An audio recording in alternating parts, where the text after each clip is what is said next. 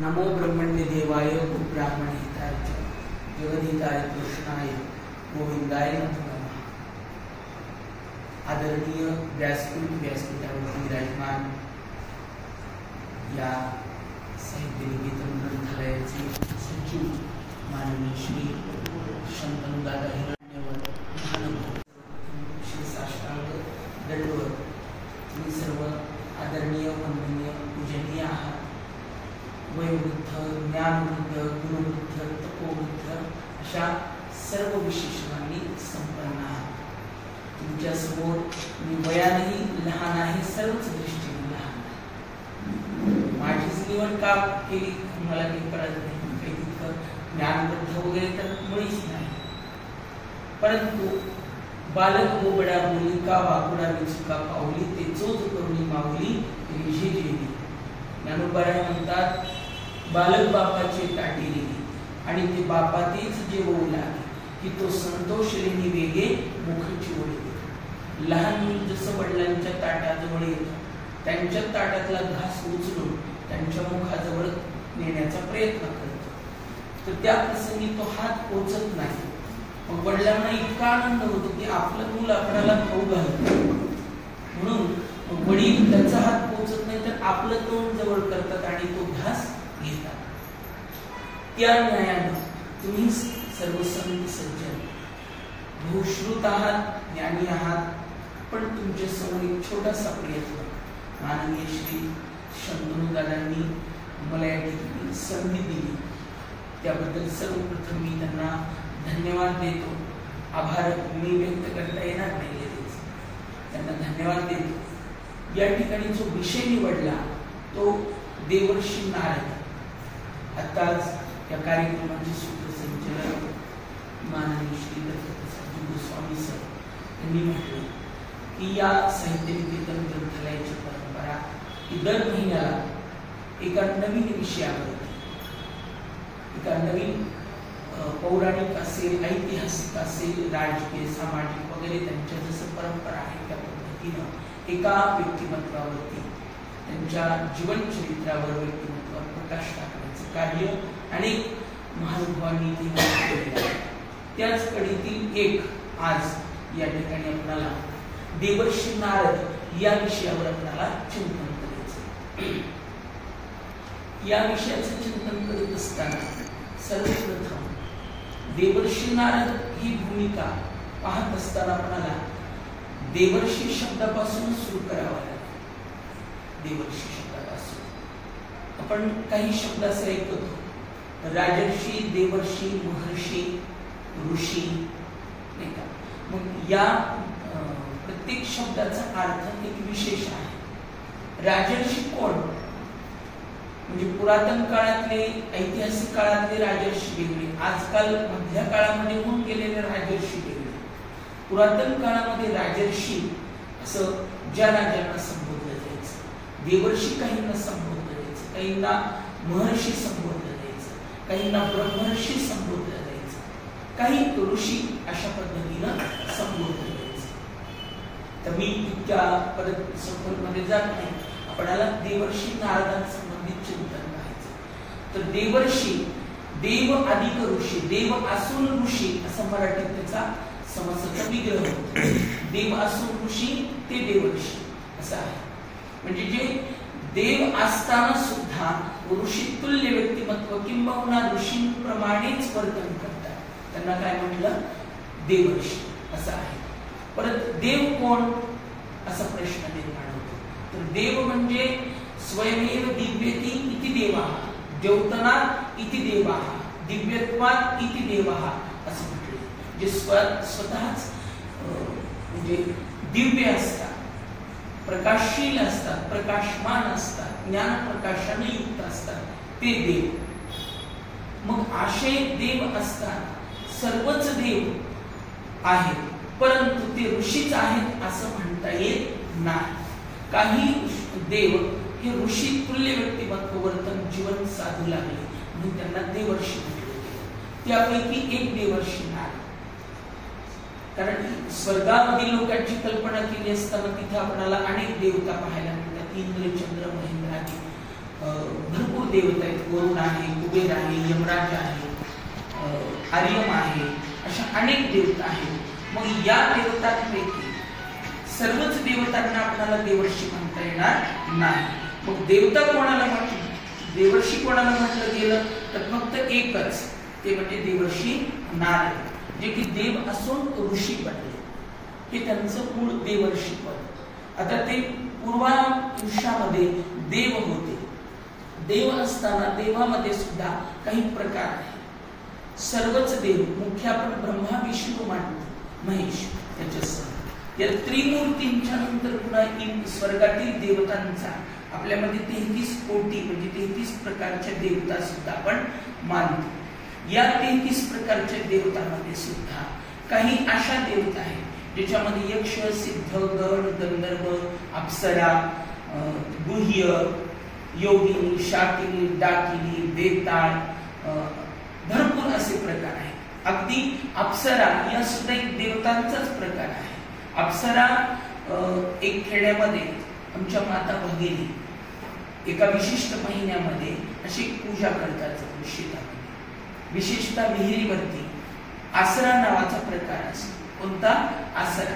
तो शुद्ध शब्द आहे अप्सरा. काय शब्द आहे? अप्सरा. त्या नेहमी आसरा कुठे राहतात तर पाण्याजवळ असतात. मग त्यांची शब्दाची व्युत्पत्ती आपल्याला तिथे शोधायला मिळते.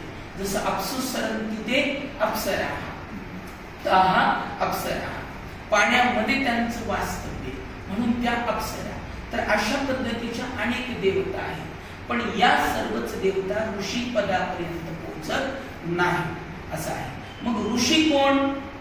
ऋषे मंत्र दृष्टारह असं म्हटले.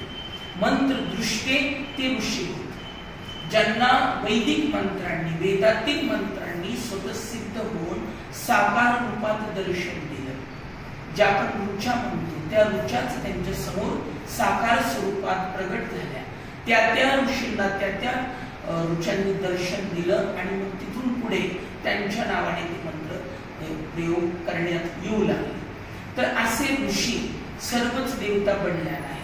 तर त्यापैकी एकच देव जो की ऋषी बनले ते म्हणजे देवर्षी नारद.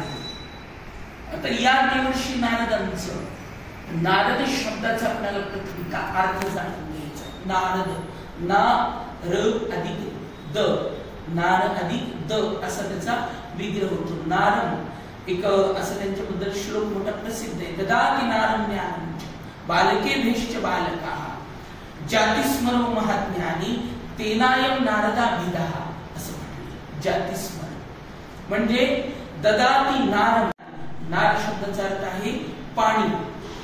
आणि मग हे नारद ऋषी म्हणजे देवर्षी नारद बालके भेश्च बालक, बालकांना बालपणाच्या त्या लहान मुलांना पाणी देत असत म्हणून त्यांना नारद म्हटलेलं आहे एका अर्थाने. दुसरं नार शब्दाचा अर्थ आहे अज्ञान.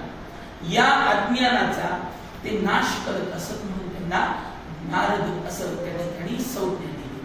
बालके भेश्च बालकः, बालक शब्द जो आहे तो फार महत्वपूर्ण आहे. जसं बालक म्हटल्यानंतर आपल्या समोर एक दूध पिणारं अपेक्षित नाही. बाल कोण? तर ग्रहण धारण पटु बाला असं म्हटले. न तू स्तनंदया, दूध पित ते बाल नव्हे. मग बाल कोण? तर जो ग्रहण करण्याची आणि धारण करण्याची क्षमता ज्याची विकसित झालेली आहे तो बाल. इथं वयाची वगैरे परत अपेक्षा नाही. मग अशा बालकांना नारद महर्षी ज्ञान प्रदान करतात. अर्थात त्यांचं अज्ञान नाहीसं करून ज्ञान प्रदान, एकतर ज्ञान प्रदान केलं तरी अज्ञान नाहीसं होतं किंवा अज्ञान नाहीसं केलं तरी याचा अर्थ ज्ञान तिथं स्वतःसिद्ध प्रगट होतं. असं नारदांचं कार्य म्हणून त्यांना नारद असं म्हटलं गेलं. मग अशा नारदांचं स्मरण करत असताना आपल्या भारतीय संस्कृतीमध्ये दररोज सकाळी उठल्यानंतर जसं आपण पंचकन्याचं स्मरण करतो नाही का, परत पुन्हा सप्त नद्याचं स्मरण करतो, सप्तपुरींचं स्मरण करतो, सप्त सिंधूचं स्मरण करतो, त्याच पद्धतीनं भक्तीच्या प्रांतामध्ये ज्यांचं महान कार्य आहे, अलौकिक कार्य आहे, असे भक्तीचे आचार्य ज्यांना म्हटलं गेलं, परम भागवत म्हटलं गेलं. अशा परम भागवतामध्ये दुसऱ्या क्रमांकाचं जर स्थान कोणत्या असेल परम भागवताचं तर ते देवर्षी नारद. त्या संबंधी फार मोठा श्लोक प्रसिद्ध आहे जो की दररोज म्हटला जातो. प्रल्हाद नारद पराशर पुंडरीक व्यासांबरीश शुक शौनक भीष्म दालभ्यान असं म्हटलंय. रुक्मांगदार्जुन वसिष्ठ विभीषणादी पुण्यानिमान परम भागवतान स्मरामी अशा पद्धतीचं दररोज स्मरण केलं जातं. तर हे परम भागवत आहे. त्यामध्ये द्वितीय क्रमांकाचं जर स्थान कोणाचं असेल तर ते देवर्षी नारदांचं.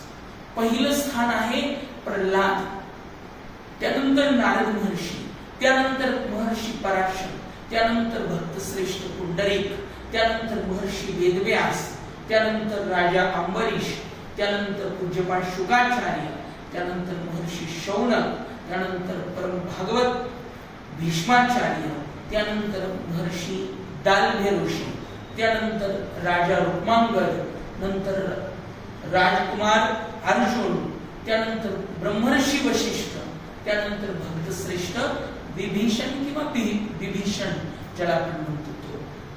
तर असे हे सर्व परम भागवत होत. या परम भागवतापैकी दुसऱ्या क्रमांकाचं स्थान देवर्षी नारदांचं. मग असे देवर्षी नारद आपण जर कुठलाही ग्रंथ भारतीय संस्कृतीतला आपण ते पुराण असो अगदी वेदांपासून पुराणापासून तुमच्या वैदिक ग्रंथांचं सुद्धा चिंतन करत असताना देवर्षी नारदांचा प्रत्येक ठिकाणी संदर्भ येतो. अगदी ज्यांनी कधी पोथी उघडली नाही, पुराण कधी पाहिलं नाही किंवा कुठलंही रामायण नाही, महाभारत नाही किंवा अन्य कुठलाही ग्रंथ पाहिला नाही, ते लोक सुद्धा या दूरदर्शनवर चालणाऱ्या ज्या धार्मिक मालिका असतात किंवा धार्मिक चित्रपट असतील तर त्याच्या सुद्धा देवर्षी नारद यांचा संदर्भ प्रत्येक ठिकाणी येतो. आणि मग त्यावरून नारद महर्षी काय आहे याचं पुरेपूर ज्ञान तेवढ्यावरून होणं शक्य नाही, परंतु एका अंशावर तरी आपल्याला थोडंसं देवर्षी नारद कोण हे थोडंसं कळायला लागतं. पण एवढंच देवर्षी नारदांचं कार्य आहे का? नाही. त्यांचं कार्य आगाध आहे, समुद्रासारखं विशाल आहे असं म्हटलं तरी हरकत नाही.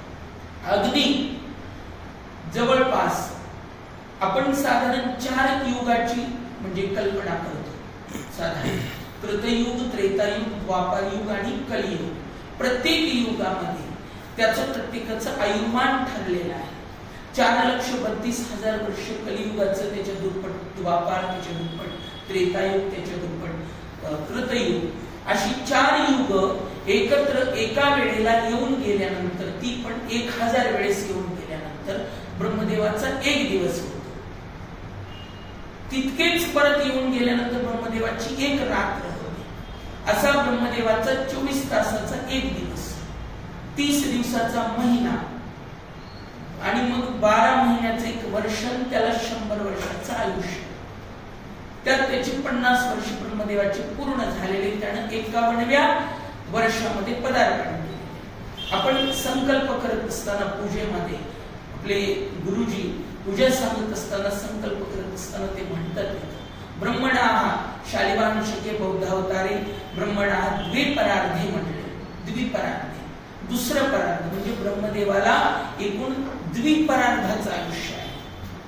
इतक्या दीर्घ कालखंडामध्ये ज्या काही ब्रह्मदेवाच्या लीला घडल्या, अर्थात बऱ्याच जणांचा असा एक समज असतो की ब्रह्मदेव फक्त एकदाच आणि पुन्हा संपलं सगळं, असं होत नाही.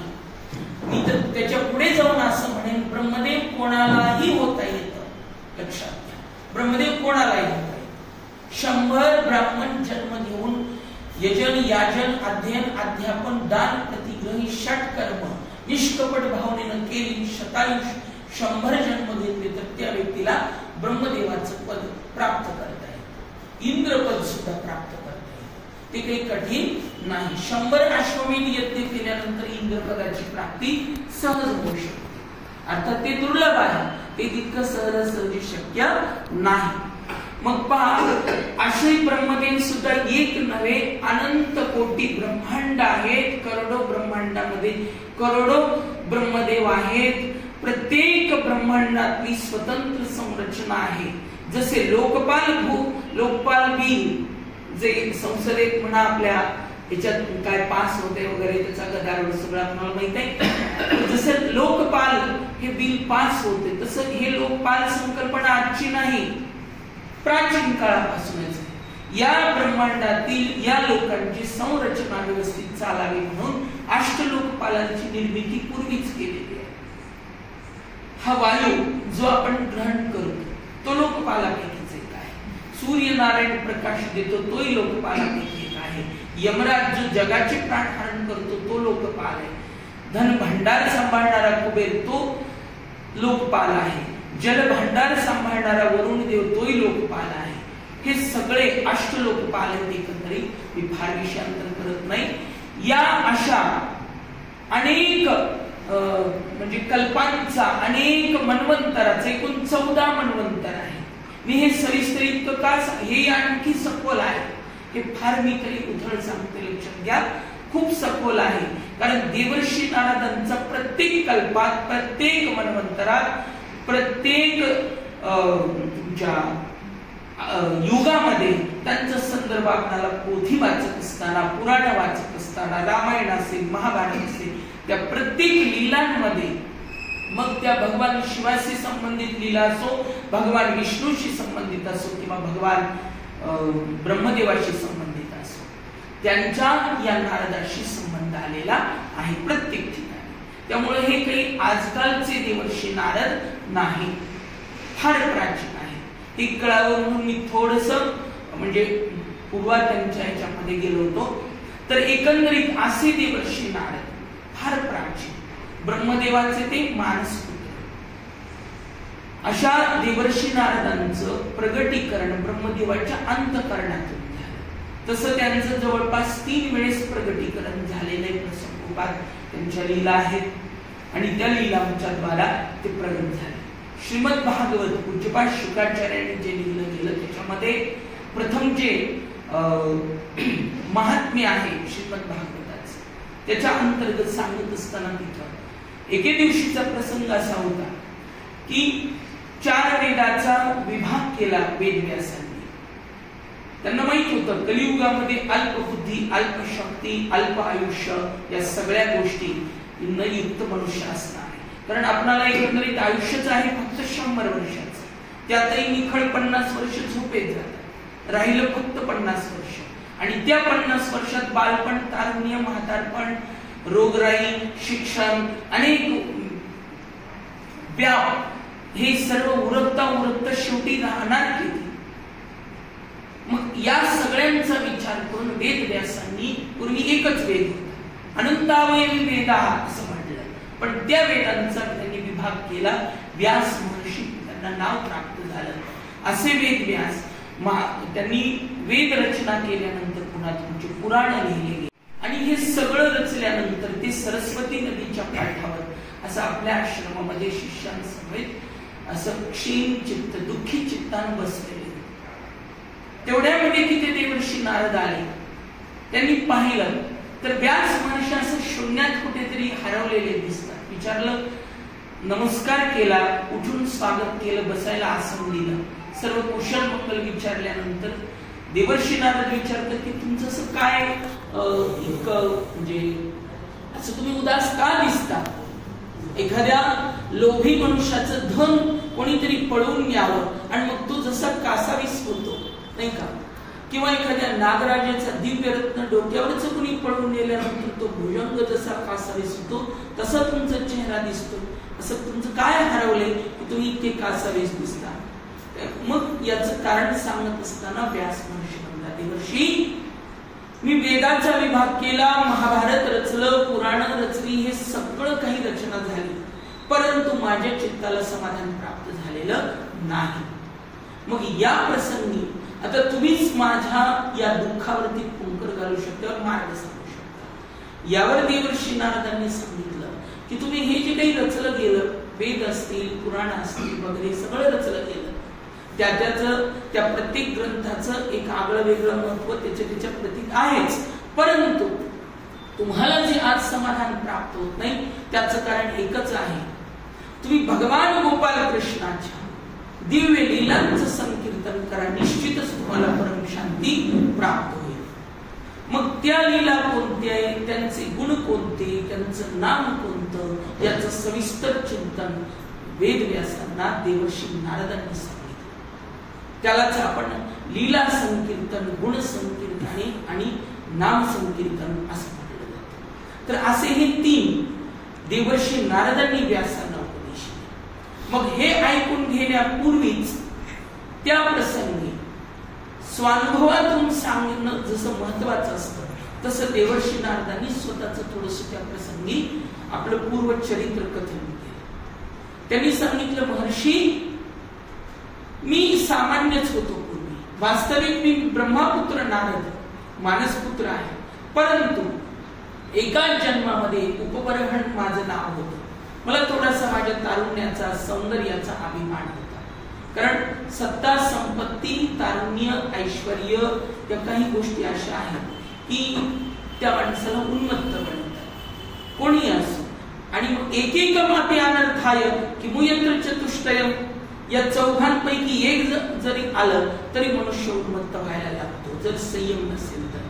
पण जर 4 एकत्रीकरण एकाच ठिकाणी झालं तर मग अनर्थाची परंपरा चालू होते. मग त्यांनी सांगितलं की माझ्याकडे सत्ता होती, संपत्ती होती, तारुण्य होतं, ऐश्वर्य होतं आणि सौंदर्य, परम सौंदर्य. मग याचा परिणाम असा झाला, त्या सत्तेच्या त्या तारुण्याच्या धुंदीत मी वाहत गेलो. एके दिवशी ब्रह्मदेवापुढेच माझं नृत्याचा आणि संगीताचा कार्यक्रम होता. तिथं मी माझ्या या तारुण्याच्या सौंदर्याच्या भ्रमाने वेडा होऊन थोडंसं गायन करत असताना माझा ताल चुकला, बेताल झालं, कारण थोडंसं वाहत गेलो. परिणाम स्वरूप ब्रह्मदेवानं त्या ठिकाणी शाप दिला. परत मी पुन्हा जन्म घेतला, तो एका दासीपुत्र रूपामध्ये. तिथं राहिलो. तिथं राहिल्यानंतर त्या ठिकाणी 5 वर्षाचं फक्त माझं आयुष्य वर्ष होतं त्यांनी सांगितलं. एके दिवशी असंच आषाढ महिना सुरू झाला आणि आषाढ महिन्याच्या पौर्णिमेला काही वैष्णव त्या ठिकाणी आले, काही विप्र, आणि त्यांनी येऊन आमच्या गावामध्ये चातुर्मास करायचं ठरवलं. चातुर्मास प्रसंगी त्यांनी श्रीमद भागवताचं पूर्ण त्या अख्ख्या 4 महिन्यामध्ये कथन केलं. त्या लीला, ते दिव्य लीला, ते गुण, ते त्याचं नाव, हे सगळं मी सर्व इंद्रियाचे कान करून ऐकले आणि परिणाम स्वरूप माझ्या अंतःकरणामध्ये भगवान श्रीकृष्णाची भक्तीची ज्योत प्रज्वलित झाली. काही क्षणात काळ निष्ठून जावा त्या पद्धतीने ते 4 महिने संपले गेले. जसा चातुर्मास संपला तसं ते विप्र तिथून निघून जायला लागले. मी त्यांचे चरण पकडले, विनंती केली की महाराज तुम्ही इथेच राहा, मी तुमची सेवा करतो, पण हे असं मला सतत तुम्ही भगवंताच्या लीला ऐकवा. त्यांनी सांगितलं, बाळ, साधू पुरुषांनी असं एका ठिकाणी थांबणं योग्य नाही. पाणी जसं वाहत राहावं तसं साधूंनी सतत फिरत राहिलं पाहिजे. आणि मग तसं आम्ही चातुर्मासाचा काळ इथे व्यतीत केला. खूप आनंद झाला इथं थांबून. आम्हाला तर पुढे जाणं भाग आहे, आम्ही आता इथं नाही थांबू शकणार. मग खूप प्रसंगी त्यांना विनंती केली की महाराज तुम्ही अशा अद्भुत कथा सांगितल्या, आम्हाला एक चांगलं ज्ञानाचं भांडार प्राप्त झालं, पण आता आमचा उद्धार होईल या दृष्टीने काहीतरी आम्हाला असं मंत्र दीक्षा द्या. त्यांनी ओम नमो भगवते वासुदेवाय या महामंत्राचा उपदेश केला गेला आणि ते निघून गेले. महात्मे निघून गेल्यानंतर त्यांनाही असं वाटू लागलं की आपण सुद्धा या साधूंसारखं पर्यटन करावं, इथे थांबू नये. पण आईचं बंधन असल्यामुळं त्या मातेचं तो स्नेह त्यांना तोडून जावासा वाटत. पण भगवान मोठा दयाळू आहे. भगवंताला आपल्या भक्तांचं कुठल्याही प्रकारच्या बंधनानं भक्तीपासून दूर झालेला आवडत नाही आणि म्हणून भगवंतानं त्यांचं ते बंधन तोडून टाकलं. त्यांची आई एके दिवशी सर्पदंश होऊन निघून जाते आणि ते त्या बंधनातून मुक्त होतात. घरावर तुळशीपत्र ठेवतात, हिमालयाकडे प्रस्थान करतात. हिमालयात जाऊन एका पवित्र तीर्थावर स्नान करून शुद्ध आचमन करून बसल्यानंतर ध्यान लावतात. ध्यानामध्ये तल्लीन होतात. त्या प्रसंगी भगवंताचं एकच क्षण, फक्त एक क्षण भगवंताचं त्यांना दर्शन होतं. दर्शन झाल्याबरोबर ते दर्शन असं म्हणजे जसं झलक पुढे प्रगट व्हावी तसंच क्षणाचं दर्शन झालं. भगवंताचं ते अद्भुत रूप सौंदर्य पाहून एकदम तन मन हरवलं गेलं. डोळ्यातून आनंदाश्रू वाहू लागले आणि पुनश्च परत त्याच स्वरूपाचं दर्शन व्हावं. कारण भगवंताचं स्वरूप मोठं विलक्षण आहे, ते इतकं सामान्य नाही. पूज्यपाद वल्लभाचार्य मधुराष्टकामध्ये त्याचं पूर्ण वर्णन केले. भगवंताचे प्रत्येक अवयव मधुर म्हटले. अधरम मधुरम, बदरम मधुरम, नयनम मधुरम, हसितम मधुरम, हृदयम मधुरम, गमनम मधुरम, मधुराधिपते हे अखिलम मधुरम. मधुराधिपतीचं सर्वच काही मधुर म्हटले. मग असं हे अद्भुत मधुर स्वरूपाचं दर्शन झाल्यावर देहभान हरवलं. परत पुन्हा तेच दर्शन व्हावं म्हणून खूप ध्यानाचा प्रयत्न केला, तळमळू लागले. पण भगवंतानं लागलीच आकाशवाणीच्या स्वरूपात तिथं असे उद्गार निघाले. म्हणाले की हे पहा, या जन्मामध्ये इतकाच माझ्या स्वरूप दर्शनाचं भाग्य होतं, आता या जन्मात ते शक्य नाही. आता या तुच्छ देहाचा परित्याग करा आणि दुसऱ्या देहामध्ये अखंड सानिध्य प्राप्त होईल, असं भगवंताचं वरदान प्राप्त झालं.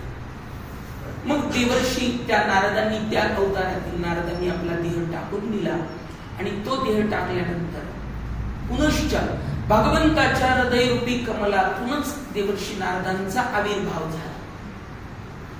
देवर्षी नारदांचा आविर्भाव झाला हे त्यांचं परत पुनश्च झालेलं प्रगटीकरण. असं अनेक वेळेस झालेलं. महर्षी काश्यप नारद असं सुद्धा त्यांना म्हटलं जातं. तर या देवर्षी नारदांचं प्रगटीकरण भगवंताच्या हृदय कमलातून झालं, प्रगट झाले.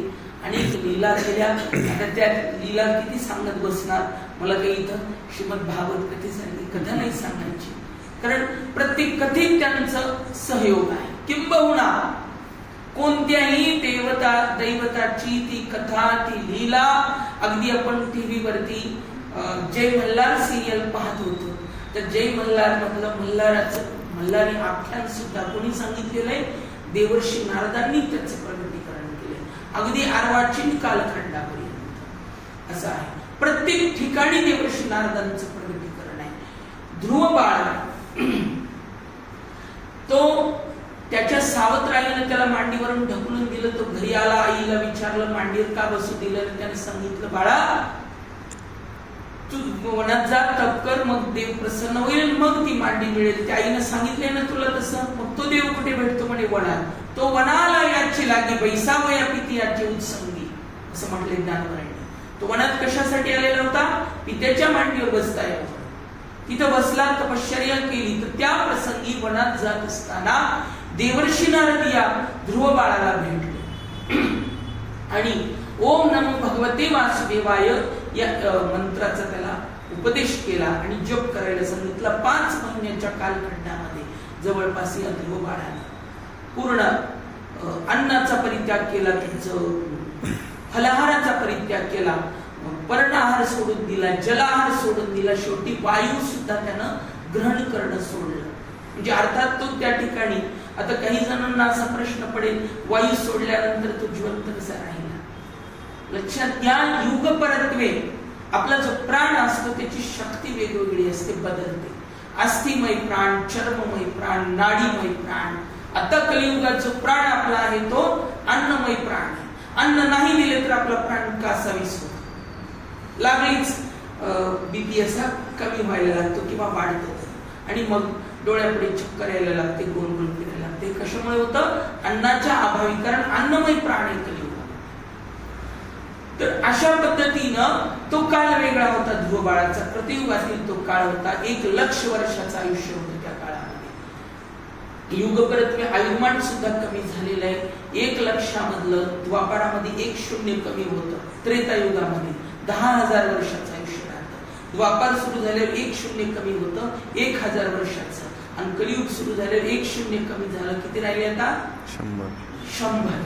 अशा पद्धतीने तर हे युगपरत्वे घडतं. नाडीमय प्राण, अस्थिमय प्राण, अन्नमय प्राण असल्यामुळं त्या ठिकाणी त्या बालकाला काही झालं नाही. शेवटी भगवान त्या ठिकाणी प्रगट होतात आणि प्रगट होऊन समोर दर्शन देतात. तो ध्रुव, त्याला भगवंताची स्तुती करण्याची खूप मोठी इच्छा होती. पण बोलू शकत नाही. मग भगवान आपल्या हातामध्ये असलेला तो दिव्य शंख त्याच्या गालाला असा स्पर्श केल्याबरोबर तो इतकी अद्भुत अपूर्व अशा पद्धतीची वाणी त्याच्या मुखातून बाहेर पडू लागली की त्याला त्याची जी स्तुती आहे ती श्रीमद भागवतात खूप प्रसिद्ध आहे. अप्रतिम सुंदर अशी ती स्तुती, तिची भाषा रचना सगळं, त्याचं पदपाठ सगळं खूप सुंदर आहे. तर पहा असा नारद महर्षीनं या लहान बालकासह सर्वांना म्हणजे अगदी आता ज्याचं मी सर्वप्रथम परम भागवताचं नाव घेतलं ते भक्त श्रेष्ठ प्रल्हाद, या प्रल्हादाला सुद्धा तो प्रल्हाद आईच्या पोटात असताना देवराज इंद्राने त्याची माता कयादू तिला असं पळून चालवलं होतं स्वर्गात. ती आक्रोश करत होती, धावा वाचवा वाचवा सोडवा. त्या प्रसंगी त्रिभुवनात पर्यटन करणारे देवर्षी नारद क्षणात प्रगट होतात आणि देवराज इंद्राला ते खडसवतात. तू देवेंद्र म्हणतोस आणि असं परस्त्री त्यातही ती गर्भवती असताना तू तिला पळून नेतोस. तो म्हणाला हिच्या उदरी त्या दुष्ट हिरण्यकश्यपाचा अंश आहे. तो हिरण्यकश्यप त्यानंच तर आम्ही भगवान करून सोडले, तर हा काय किती मला त्रास देईल. हे जे पुढे जन्माला येते तर फार विचित्र असेल कदाचित, म्हणून मी याचा नाश करण्यासाठी चालवले. देवर्षी नारद महान ज्योतिष पंडित असतात. आपल्या भारतीय ज्योतिष परंपरेवर त्यांच्या ज्योतिषशास्त्राची सावली पडलेली आहे, ज्याला आर्य ज्योतिष म्हटले. महान ज्योतिष पंडित त्यांनी सांगितलं, तुला कोणी सांगितलं की हिच्या उदरी तो दुष्ट एखादा राजकुमार जन्माला येणाऱ्या राक्षस परम भागवत अर्थात सर्वश्रेष्ठ असा भक्त या तिच्या उदरी आहे, त्यामुळे तू हिला पळवण्याचं कारण आहे. सोड म्हटले. म्हणजे इतका अधिकार होता नैतिक देवर्षींच्या वाणीमध्ये सुद्धा. ते एकतर नैष्टिक बाल ब्रह्मचारी अधिकार, त्याचा परिणाम देवेंद्राला तिथं सोडून रिकाम्या हाताने स्वर्गाला जावं लागलं. असं भक्त प्रल्हादाच्या जीवनातही खूप तिथं जिथे देवता या हिरण्यकश्यप असेल, हिरण्याक्ष असेल किंवा अनेक रावण असेल, कुंभकर्ण असेल, कंस असेल, चाणूर असेल, मुष्टिक, प्रहस्त, प्रलंब, कितीतरी असंख्य राक्षसांचे, असुरांचे, दानवांचे वर्णन आहे. त्या प्रत्येकाच्या वाऱ्याला सुद्धा या देवता कधी थांबत नव्हत्या. पण एकमेव असे एक देवर्षी नारद होते की ज्यांची अबाध गती होती. कोणाच्याही अगदी अंतःपुरात सुद्धा ते प्रगट होत असत. स्वर्ग, मृत्यू, पाताळ तिन्ही ठिकाणी त्यांची निर्बाध गती होती. त्यांना कोणीही अडवू शकत नव्हतं. असा ज्या देवर्षी नारदांचा अधिकार, ज्योतिष शास्त्राचंही त्यांना संपूर्ण ज्ञान होतं. ते स्वतः हिमालयाची कन्या पार्वती तिच्या घरी जातात. तो हिमालय मोठं प्रेमाने स्वागत करतो. कन्या दर्शन घेते, पार्वती आशीर्वाद देतात आणि मग ते हिमालय म्हणतात की माझ्या कन्येचं थोडस भविष्य पहा. तुम्हाला हस्त सामुद्रिक ज्ञान आहे, तुम्ही सर्वज्ञ आहात. तर त्या प्रसंगी देवर्षी नारद तिचा हात पाहून ते सरळ सांगतात, जे आहे ते वास्तव सांगतात. कारण ज्योतिष पंडितांना आडपडतात ठेवता कामा नये असं पण म्हटले कधी कधी. मग त्यांनी सांगितलं की हिचा पती जन्माला आला नाही, हिच्या पतीला कधी मृत्यू नाही, तो अजर आहे, तो अमर आहे, तो अविनाशी आहे, तो अमुक आहे, तमुक आहे, सर्व जेवढी काही विशेषण आहेत ती सर्व सांगितली. हे सगळे विशेषण ऐकल्याबरोबर ती मेना नावाची त्या पार्वतीची आई असे बेशुद्धच पडली. म्हटली तिचा पती जन्माला आला नाही आणि परत म्हणतात की तो मृत्यू नाही. हे असं परस्पर विरोधी कसं बोलले असं म्हणून ती बेशुद्ध पडते. देवर्षी नारद पुन्हा तिला सावध करतात आणि मग त्याचं सविस्तर स्पष्टीकरण सांगतात आणि मग त्याचं खूप सुंदर चिंतन आहे. शिवपुराण वाचा, निश्चित त्यात तुम्हाला लक्षात येईल. तर त्या प्रसंगी देवर्षी नारदांनी जशा पद्धतीची हस्त सामुद्रिक शास्त्राप्रमाणे असलेली लक्षणं शिवाची असतील, पार्वतीची असतील, ती सर्व सविस्तर सांगितली. एक प्रसंग असा आहे की त्यांना फल ज्योतिषाचं सुद्धा सर्वोत्तम ज्ञान होतं. एकदा भगवान शिवजीकडे त्यांच्या दर्शनासाठी सनत कुमार सर्व देवतांना घेऊन गेले. कारण देवतांना त्या तारकासुराचा नाश करायचा होता. खूप कालखंडपर्यंत त्यांनी प्रतीक्षा केली, वाट पाहू शकत नव्हते. आणि मग त्या प्रसंगी तिथं नारद महर्षी प्रगट झाले. दरवाजा बंद होता. सनत कुमाराने विचारलं, देवर्षी तुमचं ज्योतिषशास्त्राचं ज्ञान प्रगाढ आहे, आता तुम्ही थोडंसं सांगा मला की या प्रसंगी शिवजी काय करते. तर त्या प्रसंगी त्यांनी सांगितलं की तुम्ही अगदी अनुचित प्रश्न विचारलेला आहे आणि तो आता इथं सांगणं योग्य नाही आणि तो आता मला तुमच्यापुढे सुद्धा सांगणं योग्य नाही.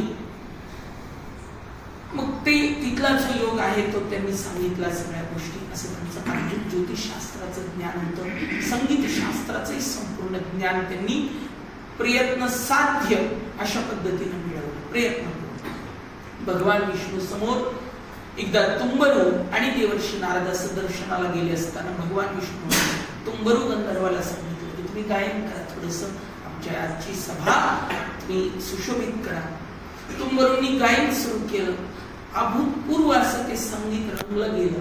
सर्व लोक डोलू लागले.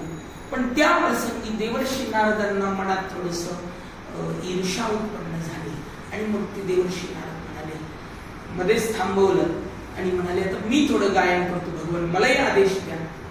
भगवंतानं सांगितलं तुम्ही गाऊ नका म्हणून, तुमचा आणखी तितका असा अभ्यास झालेला नाही. तुम्ही असं करा, तुमच्यात न्यूनता आहे, तुम्ही थोडस त्या उलुकेश्वर गंधर्वाकडे जा आणि अध्ययन करून मग या. ते उलुकेश्वर गंधर्वाकडे गेले. पूर्ण जवळपास बराच कालखंडापर्यंत तिथं अध्ययन केलं आणि अध्ययन केल्यानंतर मग भगवान विष्णू कडेच जावं ना, पण ईर्ष्या असल्यामुळे ते सरळ तुंबरू गंधर्वाकडेच गेले त्याला हरवण्यासाठी. परिणाम असा झाला, दरवाज्यात खूप गर्दी होती. तिथे असे अनेक स्त्री पुरुष, कोणाचे हात असे वाकडे झाले, कोणाची मान मुरगळली गेली, उलटी झालेली, पाय वाकडे झाले, तोंड वाकडे झाले, असं दिसू लागलं. नारदांनी विचारलं, अरे तुम्ही असे कसे झाले, तुमचे हात पाय सगळ्या अवयवांना असं काय झालंय.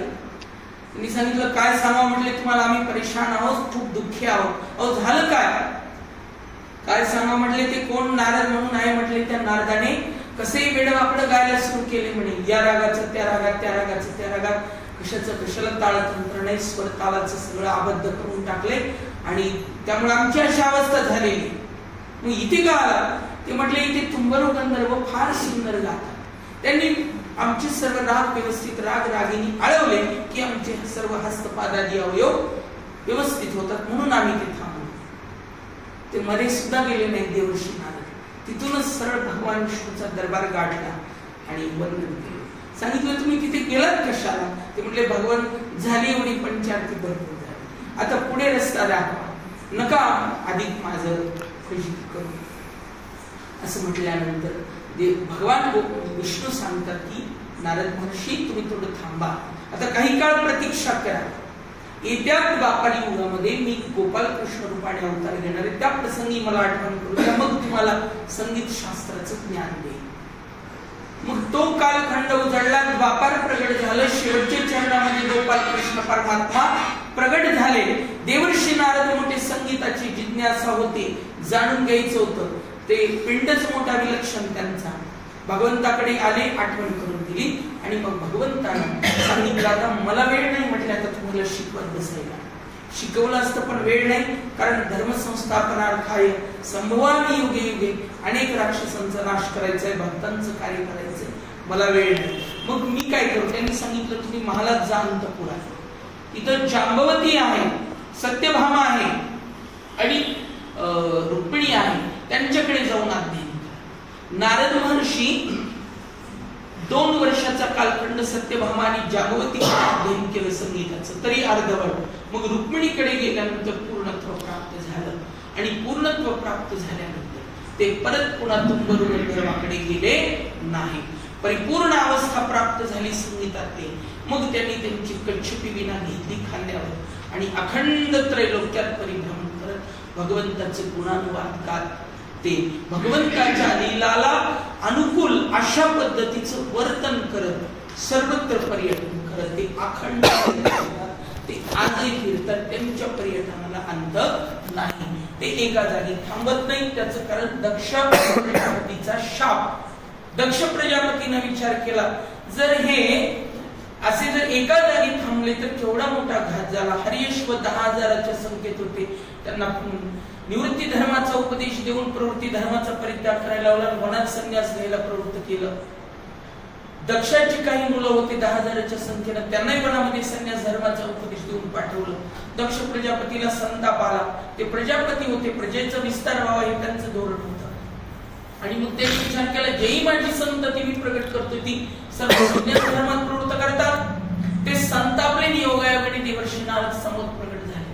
संतापाचा कडेलोट झाला. सांगितलं, तुम्ही इथं एक क्षणभर येता तर माझे मुलं सर्व संन्यास धर्माला प्रवृत्त होतात. तर तुम्ही भूतकाळ पुढे भविष्यात सुद्धा असंच कुठे राहिला तर आणखी काय काय करायला सांगता येत नाही. म्हणून इथून पुढे तुम्ही काही काळाशिवाय काही क्षणभरच एका जागी थांबणार, पुन्हा तुम्हाला थांबता येणार नाही.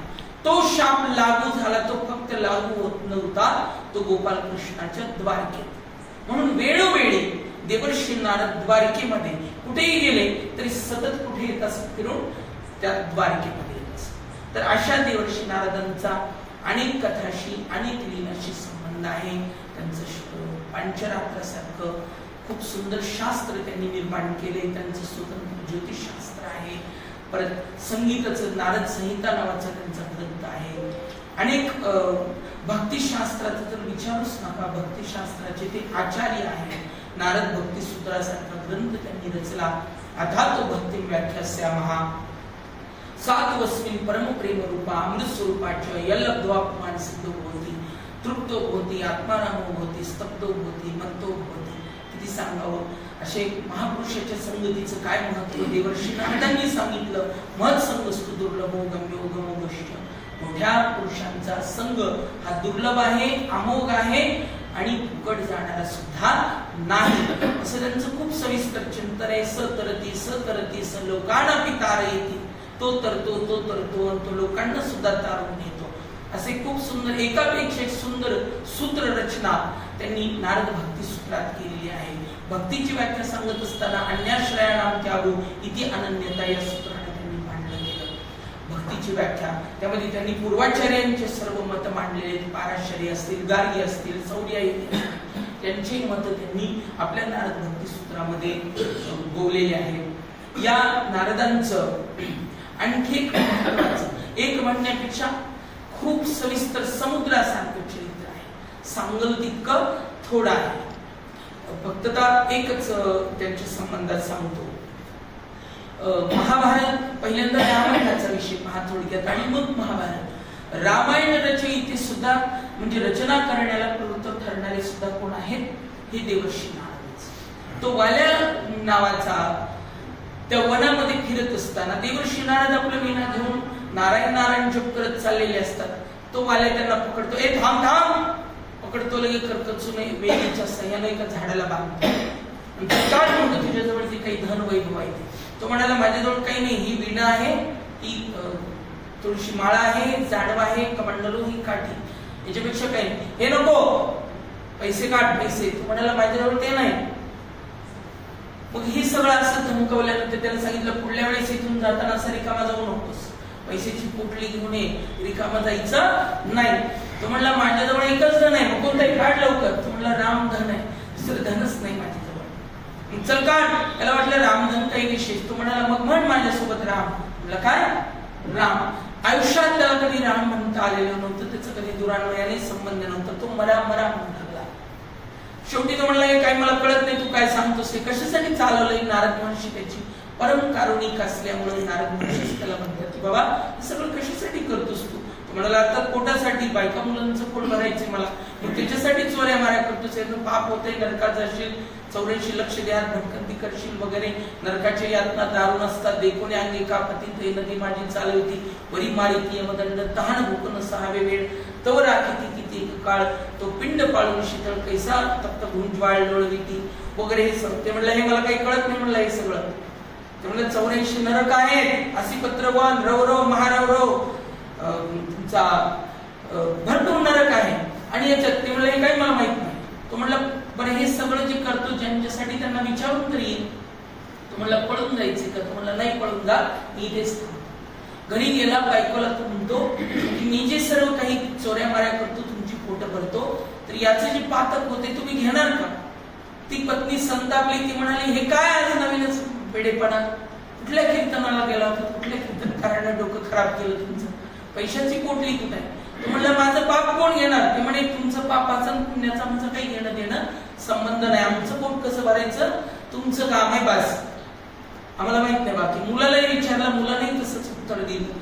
सर्वथा तो निराश झाला आणि ते सगळे ती कामटे जे काय होतं ते सगळं टाकून दिलं आणि देवर्षींच्या चरणावर शिरसाष्टांग दंडवत घातलं. श्री संतांचे माथा चरणावरी साष्टांग हे करी दंडवत लोटांगण घातलं. आता तुम्ही सांगा मग राम नामाचा उपदेश केला, जप करायला सांगितला, परिणाम असा झाला अनंत जन्मातलं त्याचं जे काही असं पातक झालेलं होतं तेही नष्ट झालं, त्यानं या जन्मात जे केलं होतं तेही नष्ट झालं.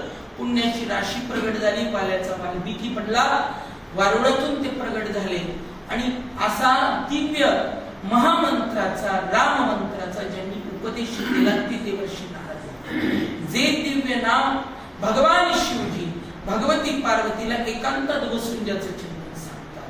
श्रीराम राम रामेति रमे रामे मनोरमे सहस्रनाम तत्तुल्यम रामनाम वरानने, ते असं सर्वश्रेष्ठ नाम श्रीराम नाम, त्याचा उपदेश देवर्षी नारदांनी केला. परिणाम स्वरूप राम नामानं त्यांच्या अंतःकरणात संपूर्ण पुढे होऊ घातलेलं रामाचं जे चरित्र आहे ते अंतःकरणात प्रगट झालं आणि त्यांनी असं शब्दबद्ध केलं. ते शतकोटी रामायण त्यांनी त्या ठिकाणी प्रकट केलं आणि तेच रामायण यत्क्रोंचमिथुनादेकम अवधी काममहितुम या श्लोकाच्या द्वारा त्याची रचना, हा पहिला अनुष्टुप छंदातला श्लोक तो रचना केला गेला. त्याला कारणीभूत हे देवर्षी नारद. आता महाभारताकडे चला. महाभारताचे महर्षी वेदव्यास होते रचनाकार, पण त्या महाभारतामध्ये सुद्धा पदोपदी असंख्य कथा आहे की त्या प्रत्येक कथेमध्ये देवर्षी नारदांचं आगमन आहे. आता मी सर्व सांगत बसत नाही. भगवान गोपाल कृष्णाचे पिताजी वासुदेव वसुदेव, ते वसुदेव गोपाल कृष्णाला म्हणत बाळा अरे तू अर्जुनाला दिव्य गीता सांगितलीस म्हणे, उद्धवाला गीता सांगितलीस, गोपींवर कृपा केली, सर्वांना तू ज्ञान देतोस, मला का देत नाहीस? तर मलाही थोडं ज्ञान दे बाबा, माझाही उद्धार होऊ दे, आता माझं काय खरं राहील? मग भगवान गोपाल कृष्ण लटकस त्यांना असं म्हणाले बाबा ते नाही म्हणे मी नाही तुम्हाला दर्शन देऊ, मला काय कळतं, मी तुमचा पुत्र आहे. प्रत्येक वेळी विनवणी करायची वसुदेवानं, नारदांनी आपलं भगवंतानं टाळायचं. मग आता काय करावं? मग एके दिवशी देवर्षी नारद आल्यानंतर नारदांकडे तक्रार केली मुलाची. म्हणे काय नारद महर्षी काय सांगावं, मी फार दुःखी आहे, माझ्यावर दया करते. सांगितलं काय झालं? म्हणे मी माझ्या मुलाला गोपाल कृष्णाला गीता सांगितली, मला थोडं ज्ञान सांग म्हणतो. तो काही मला सांग काय म्हणतोय? तो एवढंच म्हणतोय माझा पुत्र श्रीकृष्ण परी मदन सांगेची ब्रह्मज्ञान, तोची वंदी चरण पिता म्हणून. बाबा मी तुमचा पुत्र आहे, तुम्ही माझे पिताजी, तुम्हाला मी कसं ज्ञान सांगू? असं म्हणून तो बाळ म्हणजे गोष्ट टाळून निघून जातो म्हणे. ठीक आहे. मग त्या प्रसंगी या देवर्षी नारदांनी या वसुदेवाला महर्षी विदेही जनकाच्या यज्ञ प्रसंगी जो नवनारायणाचा संवाद झाला सनत कुमारांच्या सोबत, त्या ठिकाणी तो दिव्य सर्व जे वर्णन आहे, उपदेश आहे, ते सर्वच्या सर्व या देवर्षी नारदांनी वसुदेवाला उपदेश केला. अर्थात त्याचं श्रवण केल्यानंतर अज्ञान समोर नाहीसं झालं. तो खूप मोठा संवाद आहे. वैष्णव मार्गाचा उपदेश असं सुद्धा त्याला थोडक्यात म्हटलं जातं. असे अनेक प्रसंगी वास्तविक नैष्ठिक बाल ब्रह्मचारी असताना सुद्धा देवर्षी नारद या प्रत्येक धर्माशी, मग तो ब्रह्मचारी असेल, ग्रस्त असेल, वानप्रस्थ असेल, संन्यासी असेल, प्रत्येक आश्रमातल्या प्रत्येक ऋषीपर्यंत, प्रत्येक देवतेपर्यंत पोहोचलेले आहे. त्यांच्या प्रत्येक ठिकाणी अशा संबंध आलेला आहे आणि त्यांच्या लीला घडलेल्या आहेत. मला वाटतं माझा वेळ कदाचित संपला असेल, त्यामुळे मी फार बोलत नाही. जे काही असेल माननीय शंतनू दादांनी मला या ठिकाणी आज्ञा केली म्हणून सेवकी करावी सांगितली, कामात येते होतो पण कामा नाही. या न्यायालयाने सोडून थोडंसं चिंतन गुरुवारी शास्त्री महाराजांच्या कृपेने तुमच्यापुढे मांडलं. तुम्ही शांत चित्तानं बसून ऐकून घेतलं, त्याबद्दल धन्यवाद देतो. एकच श्लोक म्हणतो, अहो देव पुरुषान् धर्मणः गायन वाद्यानिदं तंत्र्या रवयन्ति आतुरं जगत्. धन्यवाद.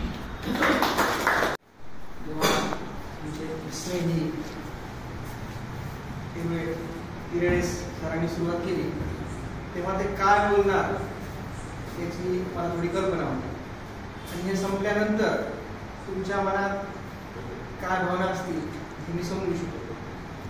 पुराणातली काही पात्र कल्पनातीत वाटावी किंवा एकदम पुराण हे अगम्य वाटावं अशी सध्याची स्थिती आहे.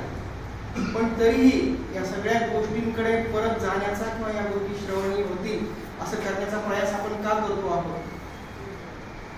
तर कदाचित माझ्या मनामध्ये या आध्यात्मिक रुची मागील काही दिवसांमध्ये जागृत व्हायला लागल्या. याची कारणही असंख्य होती. त्यापैकी संघाच्या बैठकांमध्ये बसलं की असंख्य तरुणांच्या मनामध्ये जे प्रश्न असायचे त्यापैकी एक प्रश्न असा असायचा की आपण ते 33 कोटी देव म्हणून सांगतो तेव्हा या 33 कोटी देवांच्या कल्पना आपल्या कोणालाच माहिती नसतात किंवा 33 कोटी देव कोण आहेत हे आपल्या कोणालाही माहीत असत नाही. मग या प्रश्नातून या आध्यात्मिक चिंतनाची सुरुवात झाली.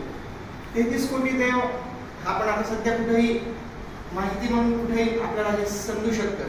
33 कोटी देवांमध्ये 12 सूर्य असतील, 11 रुद्र असतील, 8 वसु असतील आणि 2 अश्विनी कुमार आहेत. हे आपल्याला कुठेही गुगलमध्ये मिळणारी माहिती आहे.